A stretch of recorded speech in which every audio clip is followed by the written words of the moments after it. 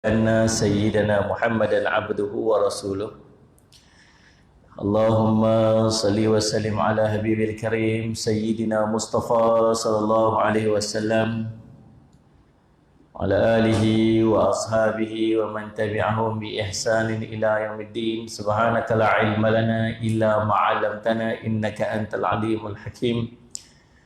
رب اشرح لي صدري ويسر لي أمري واحلل عقدة من لساني يفقهوا قولي. بسم الله ما شاء الله لا يسوق الخير إلا الله ما شاء الله لا يصرف السوء إلا الله ما شاء الله ما كان من نعمة ما شاء الله ولا حول ولا قوة إلا بالله العلي العظيم. أما بعد.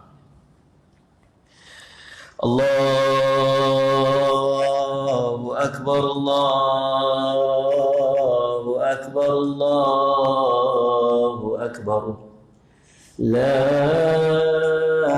إله إلا الله والله أكبر الله أكبر ولله الحمد.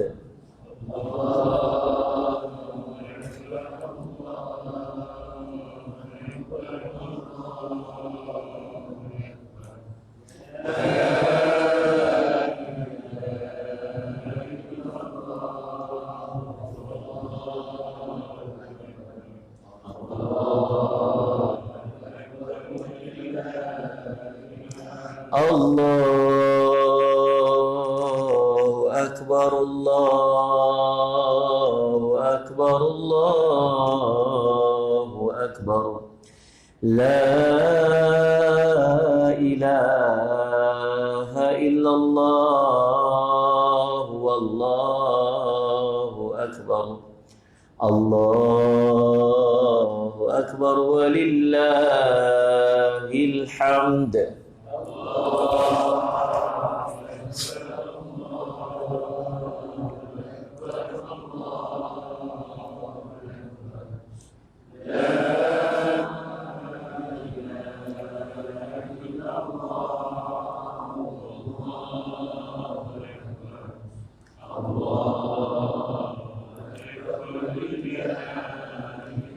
الله أكبر الله أكبر الله أكبر الله أكبر كبيرا والحمد لله كثيرا وسبحان الله بكرة وأصيلا لا إله إلا الله ولا نعبد إلا إياه مخلصين له الدين ولو كره الكافرون. لا إله إلا الله وحده صدق وعده ونصر عبده وأعز جنده وحزم الأحزاب وحده. لا إله إلا الله والله أكبر الله أكبر ولله الحمد. الله أكبر الله أكبر لا إله إلا الله والله أكبر الله أكبر ولله الحمد. Alhamdulillah, terima kasih kepada Tuan Pengerusi Surau Al-Banna, Tuan Imam, seluruh ayunan kuasa, pegawai-pegawai surau, para asatizah, alim ulama, ibu-ibu, ayah-ayah, tuan-tuan, perempuan, sidang hadirin dan hadirat yang dirahmati sekalian. Alhamdulillah, puji syukur kita panjatkan kepada Allah SWT dengan limpah kunana yang taufik di sisi Allah SWT. Kita dapat bersama-sama pada malam ni. Malam raya pun kita kuliah juga. Malam raya kita raya besar untuk orang Islam ni antara dua hari raya, raya haji dengan raya puasa. Raya haji besar lagi. Betul tak? Patutnya kita raya puasa, kita takbir ya. Daripada maghrib sampai subuh je lah. Lepas tu bayar raya tak ada takbir kita. Kira habis raya dah lah. Kan? Tapi raya Aidil Adha berapa hari? Takbirnya tu 9 Zulhijjah kita takbir lah. Perbanyakkan takbir bermula 1 Zulhijjah lagi. Kan? Sallallahu alaihi Muhammad. Takbir yang mengiringi waktu sembahyang ni waktu bermula 9 Zulhijjah. Kemudian 10 Zulhijjah, 11, 12, 13 punya panjang raya haji. Tapi kita raya haji kita tak raya ni, kita orang haji yang raya ni. Kita tak pernah raya ni. Tapi kalau belah-belah Thailand, Selatan Thailand kan belah-belah di Selat Semat negara-negara Arab ni, mereka banyak lebih meraihkan raya haji lagi daripada raya puasa. Nah, kita malam raya ni kita kuliah. Kan? Saya sebenarnya malam raya tu biasa saya buat forum, buat kuliah malam raya. So malam raya tu malam ibadat. Malam raya merupakan malam ibadat. Malam ni malam dia panggil malam-malam daripada hari-hari tasyrik. Hari-hari yang disunatkan kepada kita untuk melaksanakan ibadat korban. Dan bila kita duduk pada hari-hari tasyrik, pada hari-hari raya, pada hari haji ni, kita selalu duduk teringat kisah yang berlaku kepada Nabi Ibrahim AS. Korbannya Nabi Ibrahim AS, pengorbanan jiwanya, pengorbanan kehidupan dia untuk mentaati perintah Allah SWT. Jangan ingat kes 9 saja. Jangan duk ingat kisah 9 saja. Daripada awal Nabi Ibrahim AS, di antara Nabi Ulul Azmi yang berhadapan dengan banyak ujian yang besar-besar dalam kehidupan. Nabi Ibrahim AS. Allah sebut dalam Quran, a'udzubillahi minasyaitonirrajim. Wa idh ibtala Ibrahim rabbuhu bikalimatin fa'atammahunna qala inni ja'iluka lin-nasi imama qala wa min dhurriyyati qala la yanalu 'ahdi adh-dhalimin. Sadaqallahul azim. Allahumma salli ala sayyidina Muhammad. Allah menyebutkan dalam Al-Quran, Allahumma salli ala sayyidina Muhammad, surah Allahumma salli ala sayyidina Muhammad, Allah sebut Allahumma salli dalam surah Al-Baqarah ayat 124. Dan ingatlah ketika Nabi Ibrahim diuji Tuhannya dengan beberapa kalimat. Ulama menyebutkan kalimat ni ialah perintah dan larangan kepada Nabi Ibrahim AS. Lalu Nabi Ibrahim menunaikannya. Allah berfirman, sesungguhnya aku akan menjadikan kamu imam, dari pemimpin ikutan bagi seluruh manusia. Allah Ibrahim bertanya, dan bagaimana pula zuriat keturunanku? Allah berfirman, janjiku ini tidak akan mengenai orang-orang yang zalim. Dalam ayat ini cerita Nabi Ibrahim AS, Allah cerita Nabi Ibrahim di antara Nabi yang dia menerima perintah dan larangan, dan Nabi Ibrahim sentiasa melaksanakan apa yang diperintahkan dan apa yang dilarang oleh Allah Subhanahu Wa Taala. Tuan-tuan yang dirahmati sekalian, bermula daripada kecil Nabi Ibrahim dah diuji dah. Diuji dengan apa? Diuji dengan bapa dia sendiri yang membina ataupun apa dia panggil apa? Buat patung-patung berhala. Dia akhirnya apa dia buat? Dia Allah SWT dengan ilham daripada Allah SWT, dia mengelak. Ada satu program dia buat tu, berhimpun ramai-ramai pada setiap tahun. Orang-orang di situ akan pergi berhimpun ramai-ramai untuk pesta. Tapi dia pada hari itu dia mengelak. Dia habang kita dia sakit. Itu pembohongan pertama. Ada 3 kali pembohongan. Bohong disebut dalam riwayat cerita. Waktu Nabi Ibrahim AS dan para Nabi yang umat nak pergi minta tolong para Nabi di padang mahsyar. Nabi Adam mengelak. So jumpa Nabi Nuh mengelak. Jumpa Nabi Ibrahim mengelak. Dia kata, aku malu dengan Allah. Pasal apa malu? Aku berbohong 3 kali. Dalam hidup Nabi Ibrahim AS, dia berbohong 3 kali. Malu pada Allah sebab bohong 3 kali dalam hidup dia. Kita 3 kali ya tak bohong. Sallallahu alaihi wasallam. Itu pun tak malu kan? Sallallahu alaihi wasallam. Tuan-tuan, Allahumma salli ala sayyidina Muhammad. Yang pertama bohong dia waktu mana? Waktu Allahumma salli ala sayyidina Muhammad, dia pecahkan patung-patung yang dibuat, yang dihimpunkan, patung besar, patung kecil-kecil. Dia apa semua dia bukan waktu yang pertama dia bohong, kata dia sakit, padahal dia sakit. Dia tak mau pi majlis tu. Dia cari alasan tak mau pi majlis tu, dia kata dia sakit. Padahal tak sakit.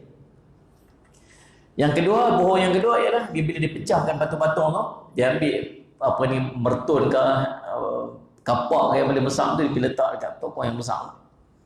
Kan, berhala yang besar tu. Kemudian bila orang tanya, bila orang kata, ni Ibrahim lah buat, dia seorang je tinggal kat sini. Dia kata, siapa saya pula?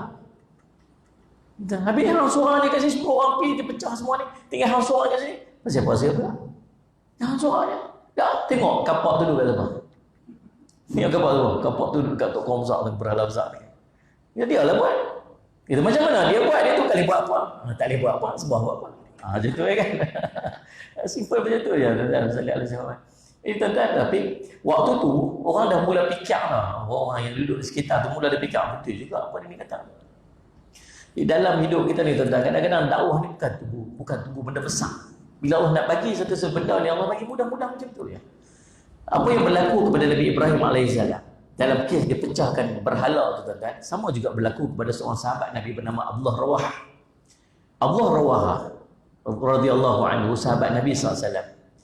Dia macam mana cara dia nak masuk, dia nak Islamkan Abu Darda. Abu Darda ni waktu Nabi SAW hijrah, dia ni orang businessman, orang kaya, perniagaan dia hebat, tapi di Islam pun tak, dia kafir, dia geng-geng musyrikin pun dia tak ikut, Islam pun dia tak ikut. Dia panggil DAP dia ni, orang DAP, tak DAP, di atas pagar ni orang. Macam ni salah faham lah. Kali salah ni, kali salah. Di atas pagar ni, belah ni budak, dia meniaga punya orang. Kalau dia cenderung mana-mana, saya geng ni tak main beli. Dia macam tu lah. Allah ni dia kata macam mana aku nak bagi diri masuk Islam. Satu hari, bila Abu Darda pergi kerja, dia pergi rumah Abu Darda. Dia ni kira macam, dia dengan keluarga Abu Darda macam adik-beradik. Wahai Umar Darda, aku nak masuk rumah, saya boleh tak? Sila masuk. Dia pun masuk ke rumah Umar Darda. Waktu Abu Darda tak keluar, Umar Darda kata, rehat sekejap, dia pergi dapur saya. Dia masuk ke dapur, dia terus masuk. Dalam rumah Abu Darda ni, dia ada satu bilik berhala. Satu bilik, ada berhala. Dia orang kaya, berhala dia berhala yang cantik. Berhala dia polish, berkilatnya. Dia jaga berhala dia. Dia ambil kain apa ni, Allah SWT, kain sutra, dia balut dia berhala dia. Pakaiannya cantik berhala dia.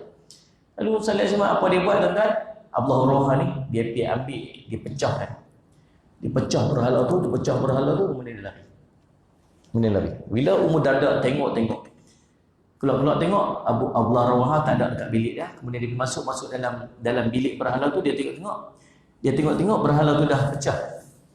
Lalu Sallallahu Alaihi Muhammad, dia kata, pasal apalah Abdullah Rawaha buat kat kami macam ni, kami tak buat apa pun kat dia. Kami tak kacau dia pun, dia masuk Islam, kami tak kacau dia. Dia nak pergi perang, kami tak kacau dia. Bahkan kami layan dia macam saudara kami, tapi dia pecahkan berhala kami. Tunggulah Abu Darda balik. Nak telefon tak boleh, telefon tak ada. Tunggulah depan pintu sambil duduk teriak. Bila Abu Darda sampai-sampai, dia tengok bini duduk teriak depan rumah, siapa ni? Dia tengoklah apa yang Allah Rawaha, saudara kita ni buat kat kita. Boleh buat apa? Pergi tengok dalam bilik. Masuk tengok dalam bilik tu, dia punya tu dah pecah lah. Lalu dia pun kata, dia pun marah lah. Dia kata, pasal apa dia ni apa masalah dia? Aku tak kacau dia pun hidup dia. Dia berjalan, dia keluar, dia nak pergi cari Abdullah Rawaha tu. Dalam perjalanan dia nak pergi tu, tiba-tiba Sallallahu Alaihi Muhammad, dia kata, berhala tu aku punya jaga dia, aku punya pedor dia, bagi makan dia, bagi makan. Tengok kita duduk pergi kan, dia duduk bagi buah lima apa. Saya ingat dulu saya duduk kayu gerek pergi sekolah. 3-4 orang kami kayu gerek pergi sekolah. Tuan-tuan tahu gerek? Mau Kedah tak tahu. Pak Hakim tak tahu dah. Tak tahu gerek tahu. Sallallahu Alaihi Wasallam. Lalu kita tengok ada tepi jalan dengan buah lima dia duduk. Tak boleh faham lah apa yang berlaku sebenarnya tu kan.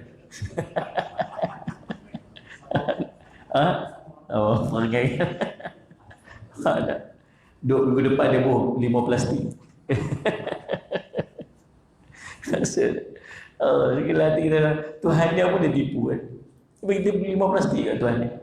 Tentang Sallallahu Alaihi Wasallam, bagi makan, buat macam-macam dia jaga. Tapi dia kata, waktu orang main pecahkan dia sendiri tak boleh jaga diri dia. Dia duk harap benda tu boleh jaga kehidupan dia, keluarga dia. Tapi bila orang main pecahkan dia pun tak boleh nak jaga diri dia sendiri. Macam mana nak jaga kita? Akhirnya dia pergi jumpa Allah Rawaha, dia pergi masuk Islam. Bukan pergi nak marah, tapi akhirnya pergi masuk Islam. Nak cerita dalam kehidupan kita, kadang-kadang dalam keadaan kita nak berdakwah, bukan tunggu benda besar-besar. Bukan tunggu nak pergi hafaz Al-Quran, pergi jumpa dengan saudara kita cerita tentang Islam dengan dalil-dalil yang begitu kuat. Nah, kadang-kadang akhlak peribadi kita itu menyebabkan orang suka pada Islam. Jangan sampai kita ni jadi fitnah pada Islam kita balik. Ni tuan-tuan, ni saya minta maaf saya sebut ni. Yang ni. Hari ni wajib nak ada ni. Nilai muka kita 1000 kan. Mula hari ni jangan main-main. Betul tak? Tadi kalau kamu berhenti nak makan. Oh, mas tak bawa, mas tak bawa. Tak apa, dia betul buat. Okey. Dia tak turun makan kan? Maksudnya pasal apa? Nilai 1000. Tuan-tuan, tujuan kita pakai ni untuk apa? Untuk kita jaga kesihatan kita. Dalam keadaan kita nak jaga kesihatan, tuan-tuan, tolong juga jaga kebersihan. Jaga kebersihan solat semalam. Memang namanya disposable. Disposable ni apa? Apa? Pakai buang. Tapi tengoklah tak mana buang. Selerak kot jalan, berselerak atas lantai. Faham tak? Ini bukan akhlak orang Islam macam tu. Tong sampah duk ada pi lah pulang tong sampah. Tuan-tuan fikir apa tuan-tuan pergi letak kat situ? Tak puas lagi orang angkat. Tuan-tuan tahu tak tuan-tuan menyusahkan dia? Dah kerja dia Ustaz? Butuh payah banyak cakap. Ada saja jumpa dia. Tidak nak saya cakap. Pilih buang tong sampah. Memang dia pakai buang. Tapi lepas pakai, pergi buanglah tempat yang sepatut dia buang. Namanya tong sampah. Akhlak. An-nadhafatu minal iman. Kebersihan itu sebab orang iman. Itu orang Islam. Patutnya orang Islam orang yang paling bersih ni. Tapi kita paling mengotok ni. Ni time-time korban ni. Nak tengok akhlak orang Islam, tengok time-time event macam ni. Waktu kita buat korban, barang-barang kita buang di mana, sampah-sampah kita buang lagu mana. Tuan-tuan, masalah semua. Jagalah akhlak orang Islam. Faham tak? Benda-benda simpan-simpan macam ni ya. Dan mungkin inilah menjadi penyebab orang berkenan dengan Islam. Orang berkenan dengan Islam. Tapi kita pula jadi fitnah kepada Islam. Tengok main time korban macam ni lah. Selera, kotor, busuk. Inilah panggil orang Islam. Orang tak minat dengan Islam pasal apa? Pasal akhlak. Tuan-tuan faham tak? Sebab tu jagalah balita yang ada depan saya ni, yang tengok melalui Facebook lah, live kan, yang tengok Rahman TV kan. Tolong jaga akhlak. Sebab akhlak kan penilaian manusia tu, Allah nak bagi hidayah tu mungkin melalui akhlak kita sikit. Yang namanya dakwah bil hal. Cakapan kita, perbuatan kita, akhlak apa yang kita post dalam Facebook kita. Saya ada setiap pagi, tuan-tuan kalau tuan-tuan tak keberatan dia ikut kuliah saya. Setiap hari saya dah 6.30 pagi Usratuna nama dia. Usratuna. Setiap hari saya baca Quran. Kita akan baca Quran sama-sama dan saya akan tafsir paling kurang 1 ataupun 2 ayat daripada Quran. Azam saya nak khatam 30 juzuk dengan tafsir. Itu azam. Setiap hari baca. Dan ikut solat sebab setiap hari tak kurang daripada 10,000 orang yang akan ikut kuliah tu setiap pagi. Dan masalah Allah SWT. Dan dalam kalangan lepas tu ada orang bukan Islam. Ada? Kita kenal. Dia jumpa dengan isteri saya. Dia orang bukan Islam. Jadi hari dia ikut orang India. Tuan-tuan nak cakap macam mana? Saudara semua. Dia ikut. Dan dia menilai perwatakan kita. Menilai percakapan kita. Kalau kita bercakap benda-benda tuan-tuan sekalian menghina kita, memaki hamun kita apa. Adakah benda tu akan menyebabkan dia masuk Islam? Tak? Tak ada Islam. Tuan faham ni? Maka percakapan, apa yang kita tulis, perbuatan kita, semua menjadi, dan kita kena ingat, kita ni ambassador. Kita ni duta. Duta apa? Nabi dalam riwayat menyebutkan, Man qala la ilaha illallah fahuwa da'i. Siapa yang mengucapkan 2 kalimah syahadah, dia adalah da'i. Dia ni orang yang tugas dia untuk bawa orang pada Islam. Dan maka gunakan watak kita, gunakan kelakuan kita, akhlak kita dengan tujuan untuk ajak orang pada Islam. Kalau tuan-tuan tak mampu untuk ajak orang bukan Islam kepada Islam pun, memadai kita mengajak orang yang dah Islam untuk jadi orang Islam yang baik. Ajak orang yang dah Islam untuk jadi orang Islam yang baik. Tuan-tuan, kalau tuan-tuan duduk dalam grup WhatsApp, biar kita ni orang segan nak tulis benda tak elok bila kita ada. Jangan dengan kita ada orang lagi cakap merepek. Tuan-tuan faham tak? Tuan-tuan tahu lah duduk tuan-tuan lagu mana dalam grup WhatsApp tu. Duduk kita tu lagu mana. Kalau kita duduk dalam grup WhatsApp tu, orang kita ada lagi meriah dengan merepek. merepek, merapu, gambar bukan-bukan. Tapi kadang-kadang kalau kita ada tu dia kata apa? Jaga-jaga ustaz mai lah. Kita kadang tak buat apa-apa gambar senyum yang tu dah. Jaga-jaga ustaz mai dah. Alamak silap bilik apa semua dia keluar. Maksudnya kita ada kesan dalam masyarakat. Orang yang paling baik ialah orang yang ada manfaatnya pada orang duduk sekelilingnya. Jadi orang ada manfaat. Orang tengok kita, orang teringin nak buat baik. Orang tengok kita, orang tak mau buat jahat. Orang tengok kita, orang tinggalkan kemaksiatan. Maksud kita jadi orang manfaat. Tapi kalau sebaliknya, duduk kita tu jadi orang tambah maksiat. Jadi orang tambah lara, jadi orang tambah sabut. Maksudnya kita ni tuan-tuan dalam keadaan sangat tu. Kita sendiri boleh nilai keadaan. Dah faham tak? Baik, Allahumma salli ala sayyidina Muhammad. Okey. Kemudian tuan-tuan, Allahumma salli ala sayyidina Muhammad, ada sebuah hadis Nabi SAW yang panjang, salli ala sayyidina Muhammad, yang cerita tentang kisah Nabi Ibrahim alaihissalam. Hadis daripada Ibnu Abbas radhiyallahu anhu yang tercatat dalam kitab Tafsir Ibnu Katsir rahimahullah taala. Wanita yang mula-mula memakai bengkung, mintak dia panggil dalam hadis, ikat pinggang ataupun bengkung pada zaman dulu ialah ibu Nabi Ismail alaihissalam. Ibu Nabi Ismail alaihissalam. Siapa ibu Nabi Ismail ni? Siapa? Dia saya ingat di antara norma baru dalam kuliah ni tuan-tuan ialah tanya soalan tak mau jawab. Saya pergi ceramah kata ada beberapa kisah. Yang pertama, yang bab duduk jangan-jangan memang daripada dulu pun sama dah. Kita ustaz kita pergi kuliah waktu SOP ni ustaz, depa kena duduk jauh-jauh sikit dan jalan awal sikit. Itu tak payah suruh memang buat lah. Lepas tu kan lagi satu kan, saya tak tahu dia senyum ke tak. Semua pakai mask tutup. Kita jenuh renggah buat gelak, jenuh renggah buat lawak tadi pun gelak kita gelak ni. Yang ketiga tuan-tuan jenis apa? Jenis tanya soalan tak mau jawab. Lepas tu jadi juga. Saya ingat kok lama cuti kuliah dia retak tidak respon ke mana. Tuan-tuan saja ada sama. Nah, nama apa? Mak kepada Ibrahim, Hajar alaihissalam. Kisah Hajar ni, macam mana dapat Hajar ni tercatat dalam riwayat. Waktu Nabi Ibrahim alaihissalam sallallahu alaihi wasallam bawa isterinya, dia hijrah berapa kali Nabi Ibrahim. Daripada tempat dia hijrah pergi ke Palestin, daripada Palestin mai beberapa tempat hijrah. Dalam satu daripada hijrah, dia bertemu dengan Allahumma salli ala sayyidina Muhammad, terjumpa dengan satu kawasan yang raja dia suka kepada isteri orang. Raja dia suka pada isteri orang. Lalu sallallahu alaihi wasallam bila sampai ke tempat tu, Sarah ni cantik. Isteri Nabi Ibrahim, Sarah ni cantik. Walaupun waktu tu dah lanjut usia dah, tapi cantik. Cantik. Waktu tu sallallahu alaihi wasallam Nabi Ibrahim pesan dekat Sarah, Nabi Ibrahim kata, nanti kalau berjumpa dengan raja tu jangan kata isteri, tapi kata saudara. Dia tak mau declare. Ini pembohongan yang ketiga. Pembohongan yang ketiga, nak jaga isteri. Kita nanti jangan kata isteri, jangan mengaku isteri, tapi mengaku saudara. Tapi tak menipu sebenarnya. Memang saudara pun saudara Islam, ataupun saudara daripada Nabi Adam alaihissalam, saudara kan kita ni. Gitu.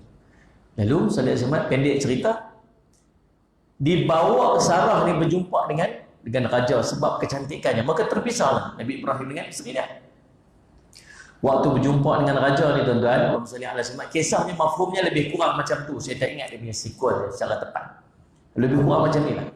Bila berjumpa dengan raja ni tengok kecantikan Sarah, maka dia nak pegang Sarah.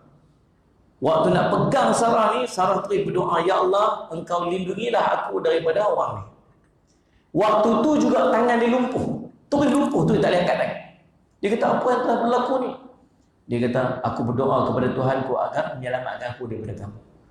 Dia kata, minta balik pada Tuhan kamu agar aku diselamatkan. Minta balik.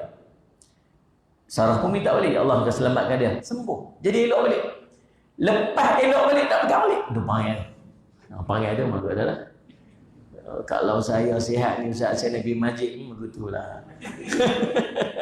Hari itu bukan main lagi kan, waktu PKP tu kan, apa lah, tak boleh masjid lah ni, takut dia tak viral lagi pada takut pada Tuhan apa-apa. Mau kami bola Facebook tu, tuan-tuan bulan puasa apa keluar biji mata merah tu ya. Ha ni, buka-buka, royu-royu. Yang gitu dah ni. Dan Rasulullah Muhammad. Ini tuan-tuan yang Islam Rasulullah Muhammad. Nah dia kata apa? Dia kata minta pada Tuhan agar aku diselamatkan. Dia jadi elok balik. Nak pegang lagi. Doa lagi sekali. Kali ni lumpuh kaki tangan. Lumpuh kaki dengan tangan. Dia kata, apa jadi ni? Minta balik pada Tuhan kamu agar aku sembuh. Minta balik sembuh lagi. Kali ketiga tak wani dah. Tadi kali pertama ada lumpuh tangan, kali kedua lumpuh kaki tangan, kali ketiga pakai kolu dah dia.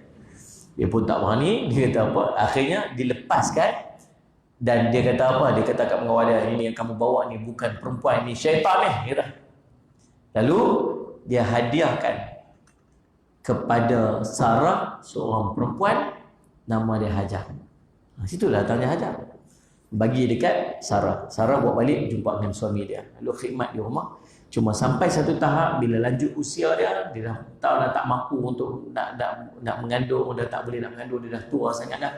Maka akhirnya Allahumma salli ala Nabi Ibrahim berkahwin dengan Hajar dan waktu itulah Hajar mengandung. Dia dah mengandung, mulalah waktu tu saya mula menerima perintah Allah untuk salli ala Muhammad untuk hijrah. Waktu dia mengandung tu lah dia pakai ni bengkung kan. Bengkung ke bekung? Bengkung kan. Dia pakai bagi rapat ni, bagi tak nampak perut dia. Barut. Tu bahasa dia.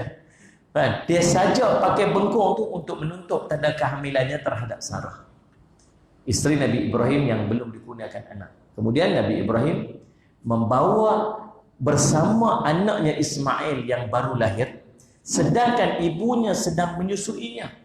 Lalu Nabi Ibrahim menempatkan keduanya dekat Baitullah, iaitu di bawah sebuah pohon besar di atas Zamzam. Waktu itu Zamzam tak ada air.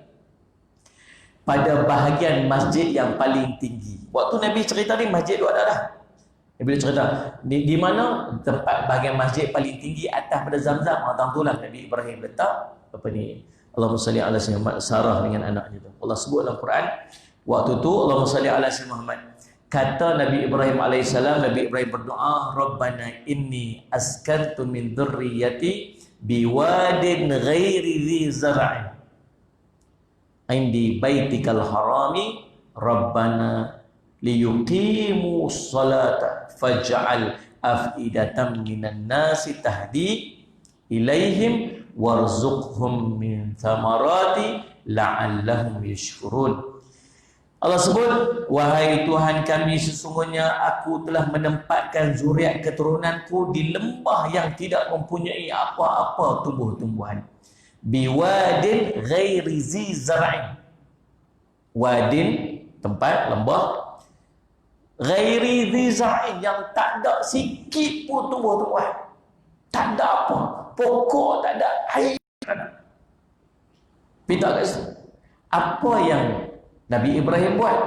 Dia terima perintah Allah. Kenapa Rasulullah Muhammad? Perintah. Pintar kat situ, bukan sekat tu. Di sisi Baitullah yang dihormati. Kemudian dia doa, Rabbana, wahai Tuhanku, semoga mereka mendirikan solat. Dia ada 4 ibadat. Yang 3 ibadat yang asal daripada dulu lagi. Syariat itu bukan sekat Nabi Muhammad SAW. Sebelum tu dah ada 3 ibadat yang besar. Yang pertama korban. Korban mula zaman siapa? Habil dengan Qabil tu dah ada korban, ingat. Seorang pergi letak kibash, seorang pergi letak tanaman, ingat. Kisah. Korban dah ada. Yang kedua solat. Zaman Nabi Ibrahim pun ada solat dah. Sebab tu Nabi Ibrahim doa, ya Allah jadikanlah mereka ni orang yang mendirikan solat. Solat ala Muhammad. Yang ketiga apa dia? Yang ketiga, puasa. Ya ayyuhalladzina amanu kutiba alaikumus-shiyam kama kutiba alal ladzi min qablikum la'allakum tattaqun. Tu ni 3. Solat ala Muhammad. 3 ibadat yang asal daripada zaman dulu lagi. Cuma cara kaedah berbeza-beza. Korban berbeza, cara sembahyang beza, puasa beza, lagu mana tak tahu. Lalu salli ala Muhammad, dia doa apa? Ya Allah, semoga mereka mendirikan solat dan jadikanlah hati sebagian manusia cenderung kepada mereka dan berilah rezeki kepada mereka daripada buah-buahan, mudah-mudahan mereka bersyukur. Tuan-tuan, itu doa dipanjatkan oleh Nabi Ibrahim AS. Kemudian Allahumma salli ala Sayyidina Muhammad. Lalu Nabi Ibrahim pun menempat keduanya di tempat itu dan meletakkan keduanya di sisi mereka sebuah kantung besar yang berisi kurma dan sebuah bekas yang berisi ayak. Kemudian Nabi Ibrahim pun pulang ke negerinya. Maka ibu Nabi Ismail mengikutinya, bertanya, "Hai Ibrahim, ke mana engkau nak pergi? Tergamakah engkau meninggalkan kami di lembah yang tandus dan tidak ada orang seorang pun ini?" Kata Allahumma salli ala Muhammad. Apa ni, mak Nabi Ibrahim, mak Nabi Ismail alaihissalam. Dia kata, "Allahumma salli ala Muhammad, nak pergi mana ni?" Kira tak tu beralih tu terus nak pergi lah. Dia tak ada apa ni, minta maaf lah, apa ni, jaga diri elok lah, jaga anak kita elok ni, abang akan bermusafir balik ni, duduk sini elok, pesan apa tak lah. Kira sampai tak tu Nabi Ibrahim terus beralih. Dan tuan-tuan boleh bayang tak, Hajar, dia sampai kat situ, dia tak tahu pun kata nak pergi tak tu. Kalau dia tahu, dia tanya lah. Tuan-tuan faham masa tanya apa ni macam, apa nak kena tu. Kan? Kalau dia tahu, dia tak tanya lah, dia pergi mana ni. Maksudnya, tuan-tuan faham tak macam mana taatnya Hajar kepada Ibrahim. Bila Ibrahim kata, jom ya. Ni isteri taat. Isteri taat. Bini kita Syah kata betul tak? Pak Kim. Pak Kim yang kenal ni duduk betul kan dia. Mana semua? Jom lah. Cengih. Ada ni yang kita. Jom lah. Jom sudah lah. Jom pergi mana? Jom. Jom pergi. Ikut ni berjalan punya cukup lah nak tanya nak pergi mana ni. Tak tanya. Sampai pergi tinggal abang tu beralih pergi berjalan pergi tu baru tanya, abang nak pergi mana ni? Abang nak pergi mana ni? Takkan abang nak tinggal kami kat sini ni? Dia kata, "Saya ada semua." Tuan-tuan, tegamakkah abang nak tinggal kami di lembah yang tandus dan tak ada seorang pun ni? Ibu Nabi Ismail mengucapkan katanya berkali-kali, tapi Ibrahim sekali pun tak berpaling kepadanya. Berjalan, beralih dah, jalan ke depan. Tak boleh. Maka ibu Nabi Ismail pun bertanya, "Apakah Allah telah memerintahkan kamu untuk melakukan hal ini?" Ya.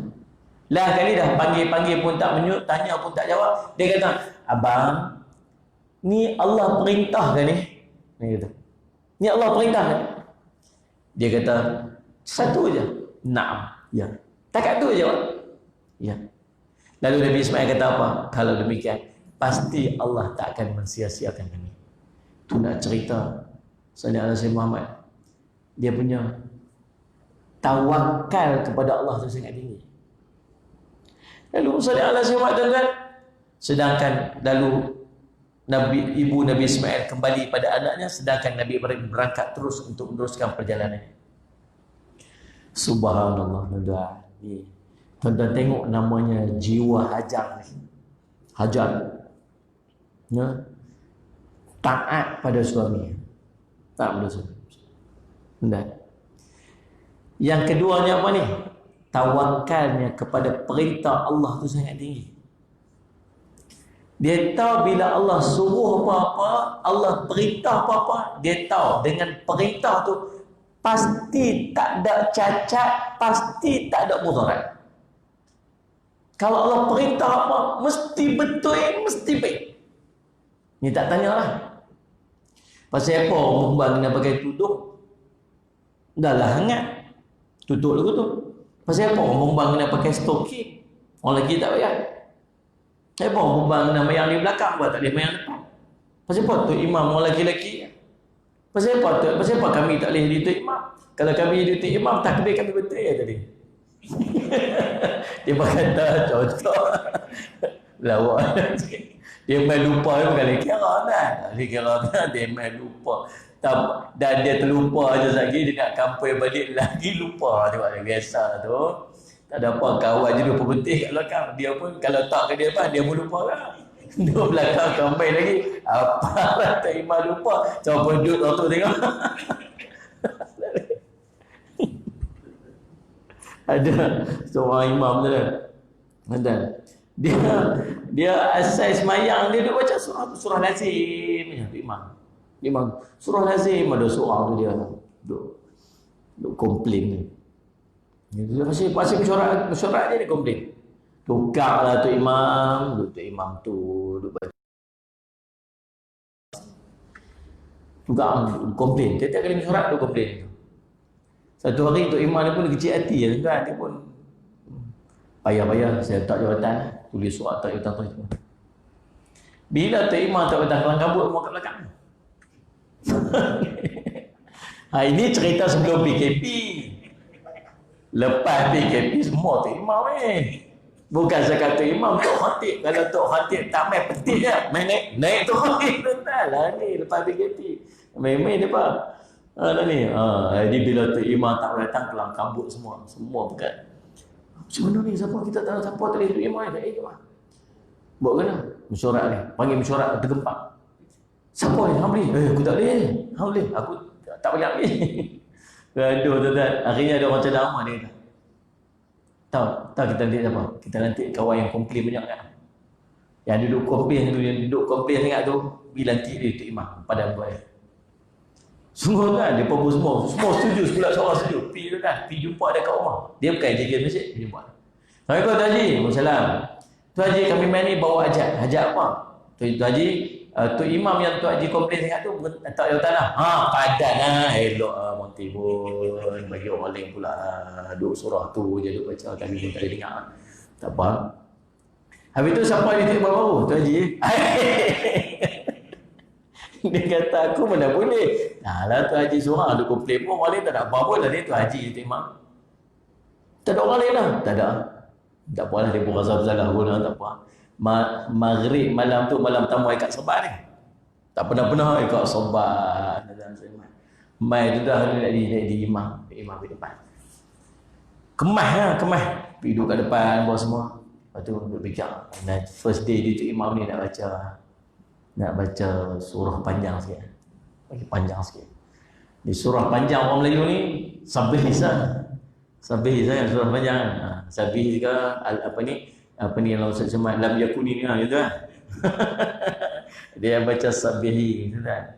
Fatihah cantik lah. Fatihah saat saya Ghamidi ya. Fatihah saat saya Ghamidi ya. Baik tahu. Bismillahirrahmanirrahim. Ketak begitu dan jangan main-main kan.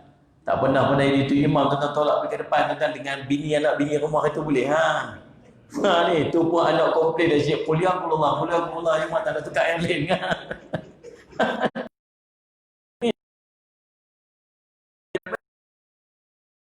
Belakang dia nanti dia jam.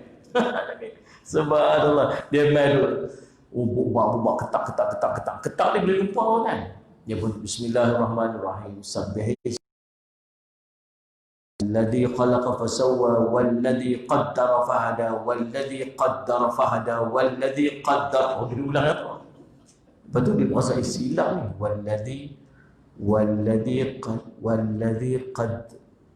walladhi geng-geng belakang senyap siapa pun tak tengok geram.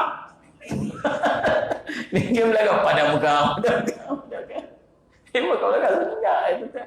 Dia kata depan belakang aku nak tengok buat tak tahu. Cerita kalau jadi tu imam jangan main tak. Ya salah. Jadi tuan-tuan tak satu komplain kan anak. Ada orang dia komplain dia tak puas hati saja. Ada benda yang tak kenal dia. Pasal apa tuan-tuan bila Allah perintah mesti baik. Enggak itu ya. Kalau benda tak baik Allah tak akan izin. Kalau benda tak elok Allah tak akan izin. Tuan-tuan dia pun buat kajian benda-benda yang haram. Babi ke haram dan tak boleh najis haram pula untuk kita makan. Dia buat kajian apa yang ada. Rupanya pada daging dia tu ada sejenis cacing yang takkan mati walaupun dimasak. Mesti ada benda. Demikian juga anjing dan sebagainya. Tentang Muslim Al-Syumat ada benda-benda, mesti ada benda yang tak baik. Ya Allah sembunyikan pada benda yang dia larang. Dia mesti ada kebaikan walaupun benda tu kadang-kadang macam tak sesuai dengan jiwa kita. Dan tengok, kita kena ada jiwa hajar dalam diri kita ni. Apa saja perintah Allah, pasti ada hikmah. Pasti ada kebaikan. Lalu Allahumma salli ala Muhammad, Allahumma salli ala Muhammad. Ketika dia sampai ke celah ataupun lereng bukit dan tidak melihatnya, maka dia pun menghadap wajahnya ke Baitullah, kemudian dia memanjatkan doa tadi ni, Rabbana inni askantu min zurriyyati biwadin ghairi dzi zar'in 'inda baitikal haram Rabbana liyuqimus salata faj'al ifdatan minan nasi tahdi ilaihim warzuqhum min thamarati la'allahum yashkurun. Kemudian ibu Nabi Ismail pun menyusukan anaknya dan minum daripada bekal ayak tersebut. Lama-lama habislah bekas ayak yang ada dalam bekasnya itu. Lalu ibu Ismail pun rasa haus. Begitu juga dengan Ismail. Ibu Ismail memandang bayinya yang menangis sambil meronta-ronta. Lalu dia pun berangkat kerana tidak sanggup memandang wajah anaknya yang sedang kehausan. Dia menjumpai bukit Safa yang merupakan bukit terdekat yang ada di sebelahnya. Lalu berdiri di atasnya, kemudian menghadapkan dirinya ke lembah serta memandang sekitarnya, barangkali dia berjumpa dengan seseorang, tetapi ternyata dia tidak melihat seorang pun di sana. Saya tahu bila dia dah start dahaga, dia tengok anak dia mula teriak sebab dahaga. Kalau dia dahaga, anak dia lagi lah dahaga. Kering kontang, tempat pokok tak ada, duduk tengah panas. Ayak pun ada, duduk minum-minum, lama-lama habis. Dan minum apa tuan-tuan? Dia tak boleh tengok muka anak teriak, dia tinggal anak dia tu. Tinggal Nabi Ismail tu, dia pun pinik tengok ada bukit satu-satu. Pinik atas bukit tu, pergi jelur tengok kok ada orang lalu. Tak ada siapa. Turun dan berjalan, pergi lari. Pergi sebelah sana, salih ala Muhammad. Dia pun menyingsingkan kain baju kurungnya dan berlari kecil seperti berlarinya orang yang kepayahan. Hingga lembah itu terlewati olehnya, lalu dia sampai pula ke Marwah. Bukit belah sana. Dia pun tengok belah sana, kok ada orang lalu dalam, tak ada siapa lagi. Kemudian itulah yang dia lakukan sebanyak 7 kali. Ibnu Abbas mengatakan bahawa Nabi SAW pernah bersabda, kerana itulah maka manusia melakukan sa'i di antara keduanya, ini Safa dan Marwah. Ketika ibu Ismail sampai ke puncak Marwah, waktu naik Safa, pergi Marwah. Naik Safa, pergi Marwah. Naik sampai di belah Marwah sana, hujung dah cukup 7. Sampai dekat sana, tiba-tiba dia terdengar satu suara. Dia dengar satu suara dekat dengan anak dia. Dengar satu suara belah sana. Dia kata kat diri dia, tenang. Jadi dia kata, tenang. Kemudian dia memasang pendengarannya baik-baik dan ternyata dia mendengar adanya sungguh-sungguh dengar suara. Lalu dia berkata kepada dirinya, semuanya aku telah mendengar sesuatu. Nescaya di sisimu, yakni Ismail, ada penolong. Ternyata dia bersua dengan malaikat di sumur Zamzam. Tempat yang Zamzam tu, tempat yang nak jadi Zamzam tu, tentu dia jumpa dengan malaikat. Sedang malaikat itu sedang menggali tanah dengan kakinya ataupun dengan tajam dengan hujung sayap. Sehingga muncullah air. Ini kisah yang tercatat dalam syiar. Nah, kita baca dengar yang anak yang Nabi Ismail hentak kaki keluar ayat kan. Tapi dalam riwayat ini cerita Allahumma salli ala Muhammad, kaki malaikat itu yang menghentak ataupun sayap malaikat itu yang mengorek-ngorek lubang. Lalu keluar air. Lalu ibu Ismail pun buat kolam dengan isyarat Zamzam disebut. Nah, dia pun buat kolam dan mengisyaratkan dengan tangan lalu menceluk air itu dengan kedua tangannya dan dimasukkan ke dalam bekas air minumnya, sedangkan sumur Zamzam terus memancarkan air setelah ibu Ismail selesai menceluknya. Ibnu Abbas melanjutkan kisahnya bahawa Nabi SAW pernah bersabda, semoga Allah merahmati ibu Ismail sekiranya dia membiarkan Zamzam itu atau tidak mencedok sebahagian daripada atas airnya, nescaya Zamzam itu akan menjadi mata air yang mengalir. Ibnu Abbas melanjutkan kisahnya, setelah itu ibu Ismail minum air Zamzam dan menyusui anaknya, maka malaikat itu berkata kepadanya, jangan kamu takut tersia-siakan, kerana sesungguhnya di sini nanti akan terdapat sebuah rumah milik Allah yang akan dibangunkan oleh anak ini dan ayahnya. Sesungguhnya Allah tidak akan mensia-siakan penduduk rumah ini. Tersebutlah bahawa rumah itu masih berupa tanah yang menonjol ke atas, mirip dengan salih ala Muhammad, gundukan tanah macam belakang unta. Tempat yang jadi Kaabah tu, yang tinggal tu sisa-sisa dia macam dia macam bunga-bunga unta. Tahu dah apa tu? Itu ialah batu-batu bekas tinggalan Kaabah yang terbina semenjak zaman Nabi Adam AS. Rupanya di situ memang dah ada lah tapak dia. Jadi Nabi Ibrahim hanya membina Kaabah di atas bekas tinggalan. Qawaid dia bagi, bekas tapak. Yang dah ada dah Kaabah yang terbina sejak Nabi Adam. Bila datang banjir maka air mengalir ke sebelah kanan dan kirinya. Dia punya tinggi bekas tempat tu sampai kalau banjir ni ataupun air yang datang melalui Bukit Kida, mereka turun beristirahat di bawah kawasan Mekah. Dia dalam perjalanan, dia tengok ada burung-burung duk terbang di atas tu. Dia kata kalau terbang macam tu mesti ada ayam kat bawah dia. Lalu jom kita pergi tengok, hantar 2 orang untuk pergi tengok sungguh ada ayam dekat tempat.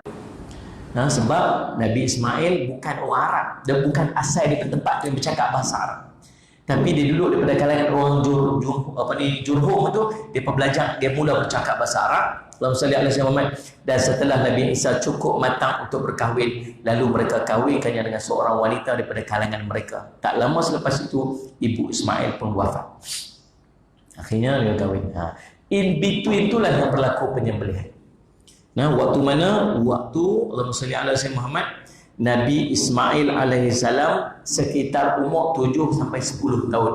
Allah sebut dalam Quran, falamma balagha ma'a sa'ya qala ya bunayya inni ara fil manami inni azbahuka fanzur madza tara qala ya abati fa'al ma tu'mar satajiduni insyaallah minas sabirin. Maka ketika anaknya itu sampai ke peringkat umur yang membolehkan dia berusaha bersama-samanya, waktu usia ulama mufassir sebut 7 hingga 9 tahun, waktu itu Nabi Ibrahim sallallahu alaihi Muhammad mimpi dia sembelih anaknya. Mimpi para nabi ini sebagian pada wahyu. Mimpi ini ada 3 untuk kita. Mimpi ada 3. Yang pertama, mimpi daripada gangguan syaitan. Mimpi syaitan kacau. Mimpi merepek-repek, mimpi yang biasanya mimpi gangguan syaitan ni mimpi kita tak ingat. Kita jaga terkejut, jaga berpeluh, jaga penat, jaga takut. Tapi kalau nak cerita balik tak tahu. Dia punya jalan cerita kita tak boleh ingat. Itu selalu mimpi gangguan. Ingatlah sikit-sikit tapi dia punya jalan cerita mimpi tu tak ingat. Ataupun waktu kita jaga tu kita teringat, sehari kita lupa. Yang kedua, mimpi mainan tidur. Mimpi mainan tidur ni mimpi yang kita duk ingat tu. Sallallahu alaihi Muhammad. Baru bayar deposit kereta. Malam tu mimpi ya. Mimpi tukar number plate, tukar exhaust, tukar sport rim. Ni. Pergi kat kedai Pak Kim, tukar tinter, Pak Kim dia ada kedai aksesori kereta lah. Tak pergi jumpa dia. Tuan-tuan nak pergi ambil tambah buat aksesori kereta. Dia ada 18 kedai aksesori situ, dia seorang yang Melayu. Dekat Pulau Ketih. Dan saya semua support BMF then by Muslim First. Dan saya semua mimpi modify kereta apa? Mimpi mau bayar deposit kereta. Itulah. Yang ketiga, mimpi yang benar. Mimpi benar ni mimpi yang Allah bagi kat dia, menunjukkan dia telah berada pada jalan yang benar. Mimpi yang Allah nak bagi kat dia. Mimpi ni biasa kita boleh ingat. Kita boleh ingat dia punya susunan dan ingat sequence. Sebab tu orang yang pernah mimpi jumpa Rasulullah, dia boleh cerita mimpi tu macam mana walaupun puluhan tahun dah. Dia boleh ingat. Pasal apa? Pasal mimpi tu mimpi benar. Tapi mimpi para nabi bukan mimpi merepek macam kita. Mimpi para nabi ialah sebahagian daripada wahyu. Maka bila dia bermimpi dia sembelih anak dia, dia tahu ni perintah pada Allah. Fikir ni. Tapi tahu. Fikir, mimpi betul ke apa? Fikir. Esok pergi jumpa anak dia. Tak, dia kata apa? Dia kata, Allahumma salli ala sayyidina Muhammad, ya bunayya, wahai anakku, inni ara fil manami, sungguhnya aku melihat dalam mimpiku, azbahuka, aku menyembelih kamu. Agak-agak anak kita kalau orang kata mimpi untuk esok mak, sungguhnya semalam ayah mimpi menyembelih kamu. Anak kita tuan-tuan umur 5 tahun kata apa? Have you out of your mind? Cakap putih terus. Gila. Tuan-tuan masalah semua. Tuan-tuan, tapi anak dia kata apa? Dia tanya pula pendapat anak dia. Dia kata, wahai anakku, apa pendapat kamu? Kata dia, qala ya abati, wahai ayah kesayanganku, af'al ma tu'mar, kau laksanakan apa yang telah diperintahkan oleh Allah kepada kamu. Satajidni insyaallah rasulullah. Sungguh kamu akan dapati aku daripada kalangan orang yang sabar. Dalam hidup kita ni tuan-tuan, untuk kita jadi keluarga yang sakinah, mawaddah dan rahmah, nak kasih sayang Allah ni tuan-tuan, Tuan-tuan kena ada jiwa-jiwa ni. Yang pertamanya jiwa Ibrahim. Seorang ayah kena ada jiwa Ibrahim. Jiwa Ibrahim ni macam mana? Apa saja perintah Allah pada dia, dia nak buat dan dia nak pastikan melaksanakan perintah Allah. Yang kedua, isteri kita kena ada jiwa hajar, yang sentiasa meletakkan semua perintah Allah dan larangan Allah mesti ada hikmah yang terkandung dan tawakal yang tinggi kepada Allah. Yang ketiga, anak-anak kita punya jiwa Ismail, yang apa saja yang Allah perintah kepada ayahnya, perintah kepada ibunya, dia akan berusaha untuk memastikan ayah dan ibunya dapat melaksanakan perintah Allah dengan sempurna. Seorang ayah nak ada jiwa Ibrahim, nak jadi orang terbaik, tapi isteri dia tak ada jiwa Hajar, anak dia tak ada jiwa Ismail, dia tak mampu untuk jadi yang terbaik. Seorang isteri dia nak jadi isteri solehah, tapi suami tak ada jiwa Ibrahim, anak tak ada jiwa Ismail, keluarga tak jadi sempurna. Seorang anak dia nak jadi jiwa Ismail, dia jadi orang yang hebat, nak baca Quran, nak hafaz Quran, nak jadi orang saleh, tapi ayah dia tak ada jiwa Ibrahim, mak tak ada jiwa Hajar, maka dia sendiri pun tak boleh nak jadi. Nak dapat kesempurnaan dalam urusan kehidupan kita yang sempurna, ayah kena ada jiwa Ibrahim, isteri dan mak kena ada jiwa Hajar, dan anak kena ada jiwa Ismail. InsyaAllah, dan cukup sekadar tu SOP, tak boleh lama-lama. Patutnya waktu tek-tek dia berhenti dah. Ni lajak sikit. Ni polis mecek ni dengan Mimin. Tentang ni dah. InsyaAllah tuan-tuan. Jadi mudah-mudahan insyaAllah pertemuan kita diberkati oleh Allah SWT. Saya minta ampun, minta maaf salah dan silap. Saya ucap terima kasih kepada pihak Surau Al-Banna yang sudi untuk menjemput saya pada malam ni, dan saya minta maaf sebab memang kena berhenti awal pun, memang undang-undang macam tu. Dan saya pun ada tetamu juga di rumah saya tu. Saya Asyamat daripada Kuala Lumpur, masih tinggal dia saat untuk main kuliah, jadi saya nak balik, jumpa dia balik. Dan insyaAllah tuan-tuan, kita doakan supaya Allah berkati pertemuan kita ni, dan supaya Allah menerima korban yang kita laksanakan pada beberapa hari ini insyaAllah, dan Allah mengira kita, apa yang kita buat ini sedang amal soleh yang berpanjangan di sisi Allah SWT. Qul qali hadza wa astaghfirullah li wa lakum. Wassalamualaikum warahmatullahi wabarakatuh. Bismillahirrahmanirrahim. Alhamdulillah amin. Wassalatu wassalamu ala rasulillah sayyidina Muhammadin wa ala alihi washabihi ajmain. Allahumma faqihna fid din wa 'allimna ta'wil wa ja'alna min ibadatis salihin wa ihdinas siratal mustaqim. Allahumma arina haqqan haqqan warzuqna ittiba'ah wa arina batila batilan warzuqna ijtinabah. Sallallahu alaihi wasallam Muhammadin wa ala alihi washabihi wasallam. Alhamdulillah rabbil alamin.